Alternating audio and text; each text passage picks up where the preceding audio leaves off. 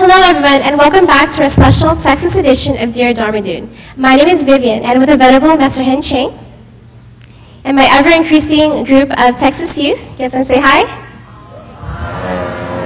Hi everyone. So to continue on from last time, we were delving into the topic of peer pressure and conformity.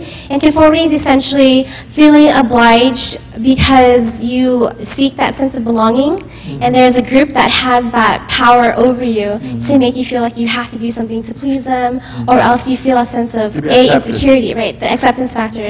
So it's insecurity, but it's also worrying about the aftermath if you don't conform.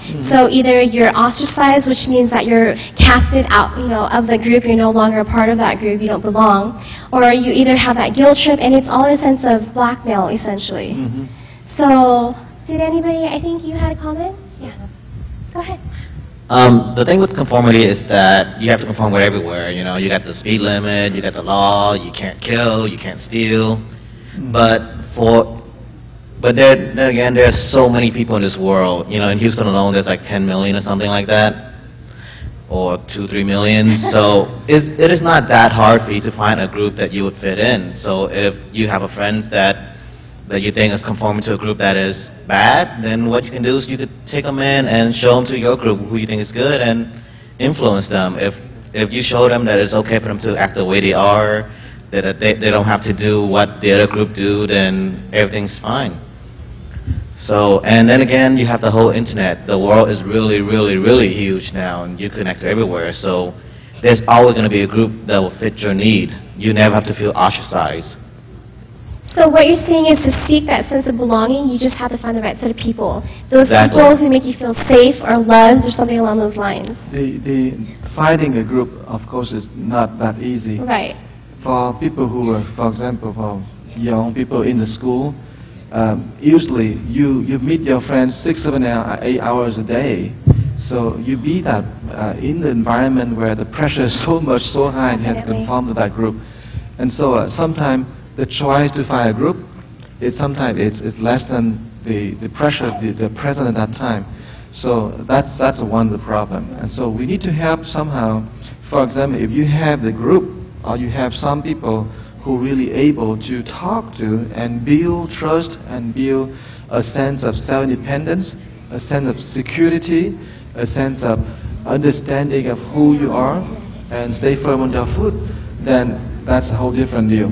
It seems like you're aiming at a direction of an internal direction, self-awareness, confidence, and that kind of stuff. But the most important thing that I feel you're identifying is self-dependence, which is another way of saying independence. In other words, it's a sense of maturity. A sense of maturity. But for everybody here, we all belong to our parents, we belong to society. It's so interdependent or even strictly dependent. So what do you feel that we can do to counter that? The important is we have age groups. And for example, for very young, like you people, the two girls here, not you, but there are different needs than the people like Olivia or Vivian or Andrew or Lau. We have different needs and we have different level of maturity. And so it's a really, really tough question here. What kind of needs we have right now? Some people, you really need to have a good family, good caring. And so the question is no longer about you people. It's about how the family education is. So you can build within yourself a sense of independence before you can build interdependence. How you can grow without fear. And so this is addressing the family now. Not addressing all of you, but addressing the family. How you like to build a family where you value independence, you value love, you value the sense of fearlessness, the sense of being a person. As not a person belong to any group. So that is a question of education. So first, you want to get that first.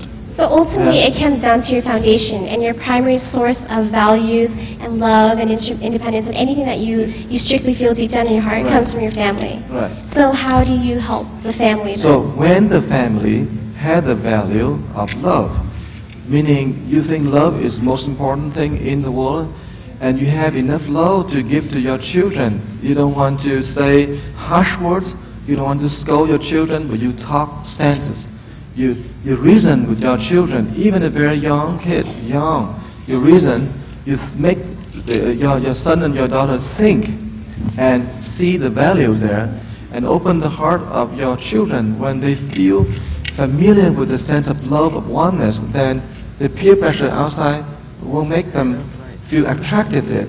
Why do I have to belong to this group? Because I can have love from my family, from my friends, from my relatives.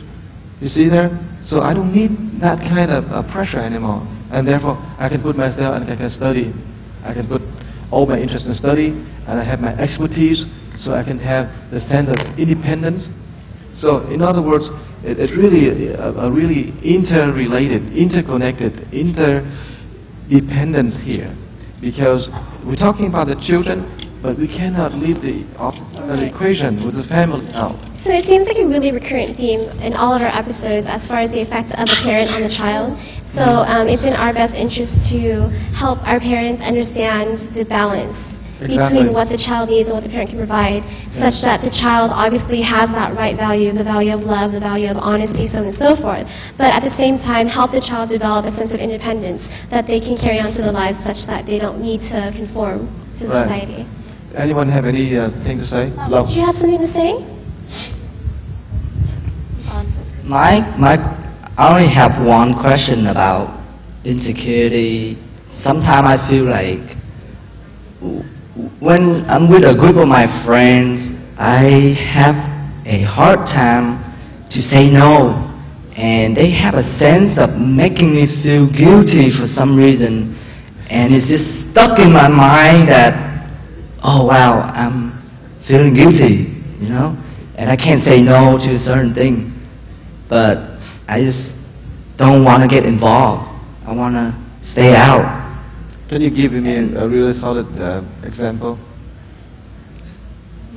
Like one night, I was so tired, I just want to get some rest.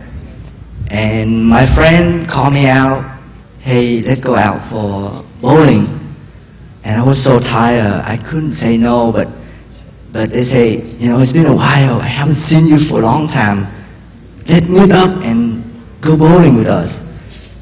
And I was so tired, I couldn't say no, but then somehow, I guess, you know, friendship is also important, and, you know, I want to go and spend time with them, some good time. I couldn't say no, so I ended up going, and then I was so tired after that. So, as for my group of friends, how did they put it? How did they persuade you? Or, I mean, how did you put it in a way that you feel better? I have no idea, but then I have that sense of, I'm feeling guilty that if I'm not going, I'll be really guilty about, you know, not being with them. It's like the sense of value was there. The sense of value go with the sense of guilty. Again, in other words, if you treasure that friendship and you think friendship can be done by talking, by doing certain things, then it's different. But you say friendship meaning you never say no. That's another definition go with that friendship, because friendship could be, you can be friends. When you say no, you can still be friends. But how do you see it? How do you see it and you don't feel guilty? And that's what we call values. You see, that's the critical part of that. Do I make sense on that? How do you define friendship? If you define friendship meaning I say yes to everything my friend gonna say, then you stuck. Right. But if you say, oh, friendship is to help my friends grow, then it's a whole different thing. So you have to know, like, if they're your good friends, it won't matter if you say no, because they'll understand. Exactly. But the point is, if the friendships were defined as I am a friend with you because I help you grow, and I be there when you need me, then let's go friends. Now, if you think friends meaning I agree with everything you say, I do everything you want me to do, then that's the wrong definition of friendship. Usually, the wrong definitions get us into trouble. So it's not about good friend and bad friend either. It's about how do you define friends and friendship. When you define correctly, then suddenly you'll be free from it.